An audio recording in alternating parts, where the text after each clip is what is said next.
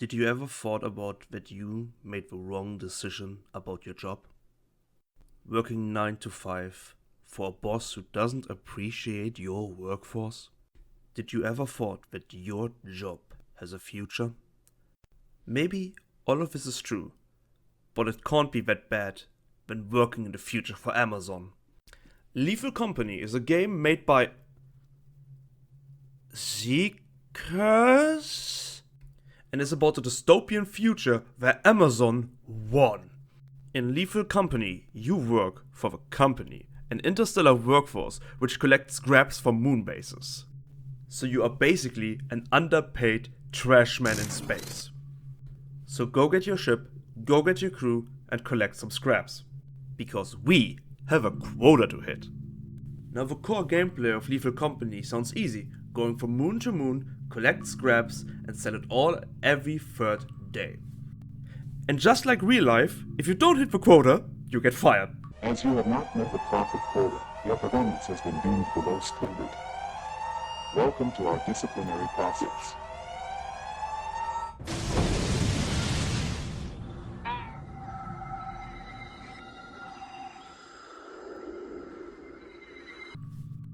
A crew can be up to 4 people, or even more if you have it modded. Now you and your crew can use Discord like the total cowards they are. Or you can hear your teammate shit-faced scared in a different room. Now wandering around moon bases collecting trash doesn't sound like much of a game. But this is in fact a horror game. Now the problem is not the abandoned moon bases with almost nothing to see. The problem are the foreigners who are not welcoming to outsiders.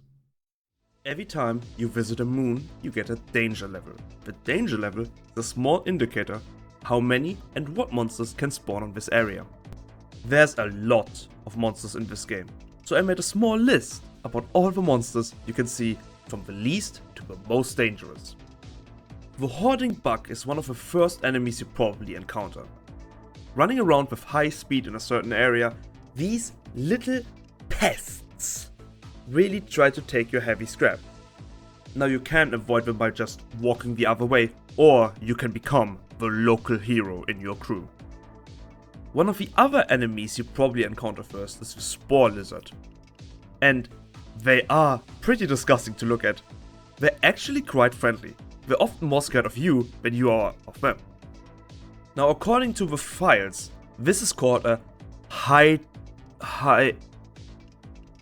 We just call these blob. They are not really fast and you can jump over them, but they are able to go through doors and even block your path sometimes. Now the Earth Leviathan is one of the first monsters that spawn outside and is probably the biggest in the game. If you're wandering outside of a space station and you hear a growling, drop everything and run to the wall. These boys will make you a nice snack. Are you arachnophobic? Then you will really hate the bunker spider. Giant spiders crawling on the wall waiting for prey to come close.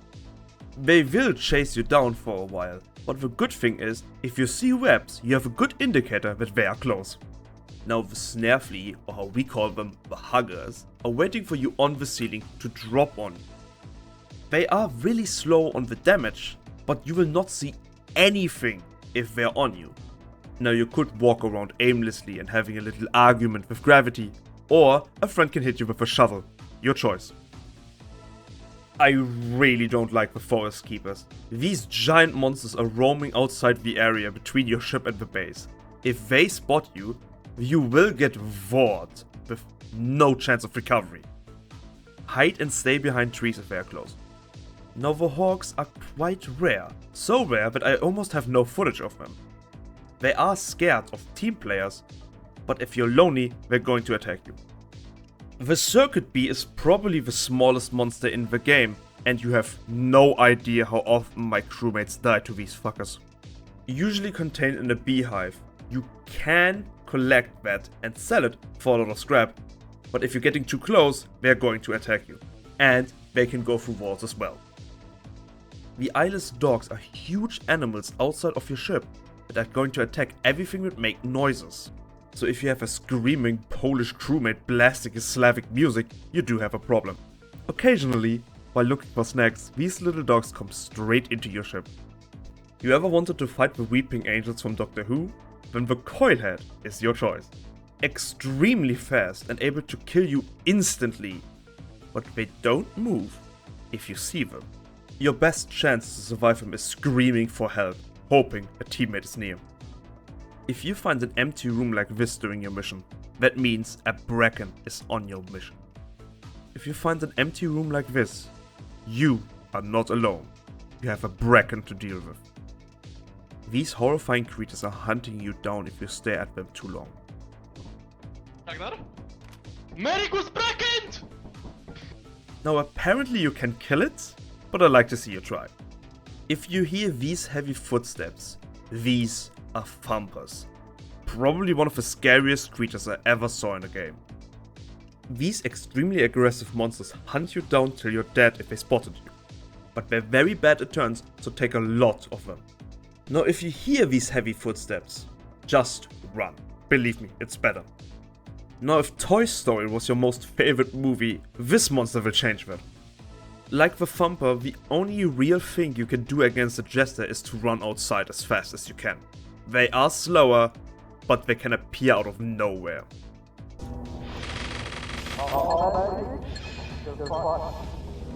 Did you hear that? You're screwed. The Ghost Girl is probably the most cliché enemy out of the game. Probably the most human of all the monsters, but also the most dangerous. The Ghost Girl stalks you, and every time tries to get closer. If it stalks you enough, it walks to you very happy.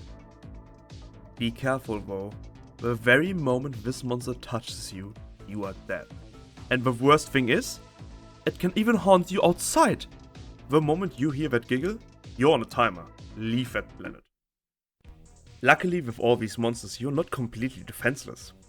After you sold all your scrap that you collected, you get some money that you can spend on some tools in the store. Now there are a bunch of tools that you can get. So again, here's a small list. Now the flashlight is the most basic thing in this game, but it's most of the time very dark, so you would need one. The walkie-talkie is probably the most important tool that you ever get in this game. Communication with your crew is the key to success in this game. Merik, are you fine? Barely. I'm still looking for monsters. More often than not, you are outside of a proximity chat, so having any tool to hear your crewmate is crucial. Also, there is nothing more scary than asking if anyone is still alive and you only hear silence. You can't get in my clan, and loads of people are allowed in mine. I don't care, to be honest. Doesn't that prove something? I don't You're care, to be shit. honest, Jordan. You're crap at trick shots. Now, if you think Shovel Knight is a better game, the shovel is probably the best tool. No, this is not for digging graves for your crewmate, this is for self-defense. Now, Lethal Company has doors, and some are sometimes locked. You don't find a key every time you play that game, but sometimes you just open the door to another dead end. Oh, me! Now the Pro flashlight is a flashlight but better. What do you expect? Now the stun grenade sounds funny on paper, but so far I never was able to use it, nor were my teammates. The boombox. You carry a boombox. 10 out of 10. The TCB Inhalant is basically your steroids for the job. Your stamina increases and you can carry heavy objects more easily, just don't use it so often. If you ever wanted to roleplay as a cop, go get the Zap Gun. This tool is great for stunning monsters in their place, but mostly your teammates will shoot you with it. The Extension Ladder. A box, you drop it, you get a ladder. Great for reaching the fire exit in some places. Now the radar booster is an interesting device. If you have someone constantly at the monitor like a coward, the radar booster is great. If you put the radar booster in a certain area, your monitor can constantly scan that area. Great for putting it at an entrance to see if monsters are still there.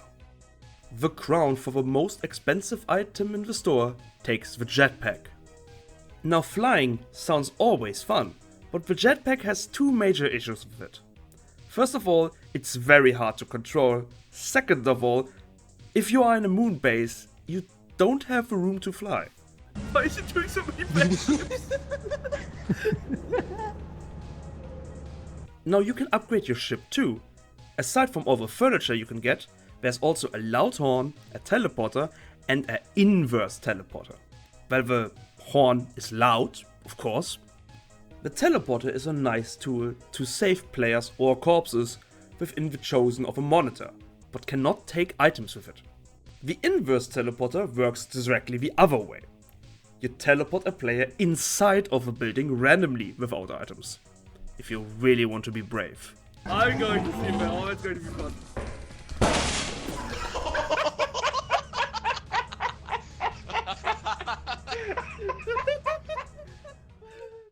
Now, while every moon is different outside and has different weather conditions, the base itself is almost the same every time. Randomly generated corridors with almost no light and monsters. Only the moon Rend has a mansion, for some reason. No weather affects the outside of the ship very much. You have foggy, where you don't see much, rainy, which attracts lightning and enables quicksand, flooded, which makes the area wet, and eclipsed, which spawns monsters at the beginning. Very fun times. Now you can play Lethal Company alone, but I really recommend you to play it in a crew. It's more fun that way. Now I hired the best crew imaginable for the job. Sadly, they declined, so I had to work with these knotheads. Now I want you to meet the crew. Are you a fucker?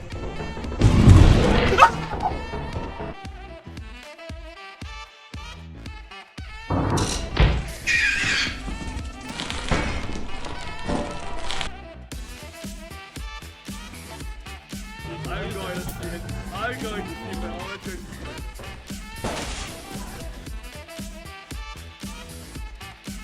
Merik was bracket! Where the fuck did you come from? I know it!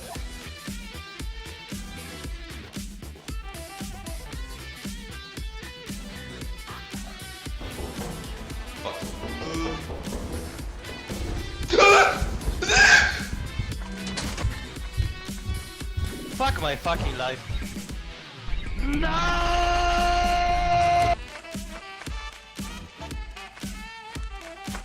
You are kidding me! Fucker spawned in front of me, went out of the ground. That's awesome.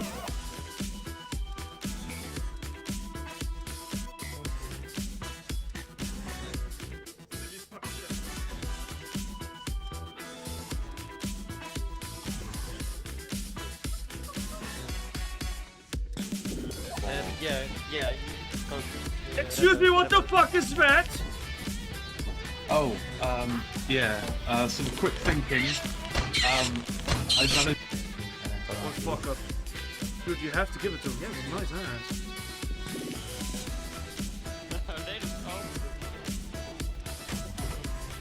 Why the fuck did you close the door to me?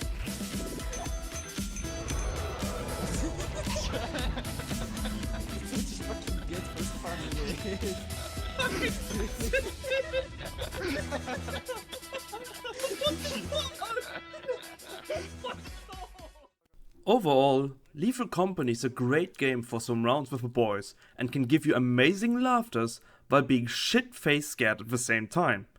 Not many games can do this these days. And for the cheap price for about 10 euros, there's really nothing bad I could say of it. It's a good thing to have in your Steam library.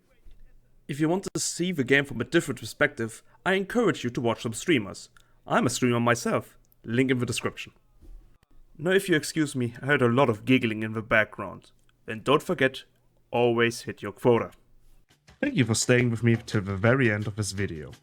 I hope you enjoyed that content, and if you liked it, please drop a like, drop a sub, and ring the bell. See you next time.